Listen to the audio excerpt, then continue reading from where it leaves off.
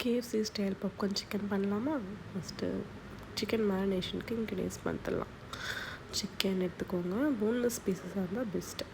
Pepper powder, ginger garlic paste, onion powder, அப்புறம் garlic powder. இந்த 2 பவுடரும் இல்லைனாலும் பரவாயில்ல, இருந்தாலும் இன்னும் டேஸ்ட் என்ஹான்ஸ் பண்ணி கொடுக்கும். அப்புறம் red chilli powder and salt. இதுதான் சிக்கன் மேரினேஷனுக்கு நமக்கு தேவை.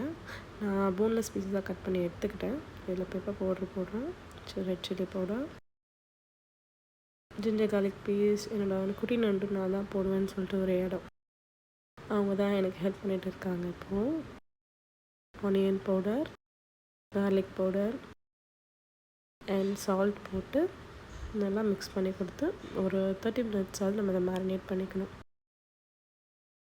அப்புறம் இன்னொரு பவுலில் நீங்கள் மைதா வேண்டாம்னு நினச்சிங்கன்னா நீங்கள் ஆஷிர்வாத் அந்த மாதிரி எடுத்துக்கலாம். Pepper powder, red chilli powder and salt போட்டு நல்லா மிக்ஸ் பண்ணி கொடுத்து இதையும் சைடில் வச்சுக்கோங்க.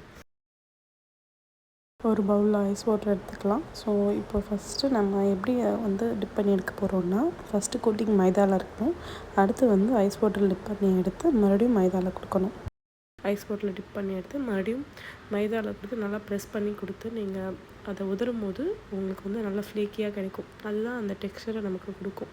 ஸோ செகண்ட் ஸ்டெப் ரொம்ப இம்பார்ட்டன்ட். ஐஸ் வாட்டரில் டிப் பண்ணி கொடுக்கும்போது அந்த கோட்டிங்கை அப்படி பிடிச்சிக்கும். ஆயில் ஹீட் ஆனதுக்கப்புறம் நம்ம சிக்கனை போட்டு பொரிச்சு எடுத்துடலாம். இப்போவே உங்களுக்கு அந்த ஃப்ளேக்கி தெரியும்னு நினைக்கிறேன். சிக்கன் நல்லா ஃப்ளேக்கியாக இருக்குது. ஸோ அது நல்லா முறுமுறுன்னு பொரிச்சு எடுத்துக்கோங்க. ரொம்ப சூடாக இருந்தாலும் வெளியில் மட்டும் வெந்துடும், உள்ளே வேகாது. ஸோ ஆயிலை மீடியமில் வச்சு சிக்கனை பொரிச்சு எடுத்துக்கோங்க. பிளேட்டிங் பண்ணி சிக்கன் சர்வ் பண்ண ரெடியாக இருக்கும். நீங்களும் ட்ரை பண்ணி பார்த்துட்டு சொல்லுங்கள். பாய்.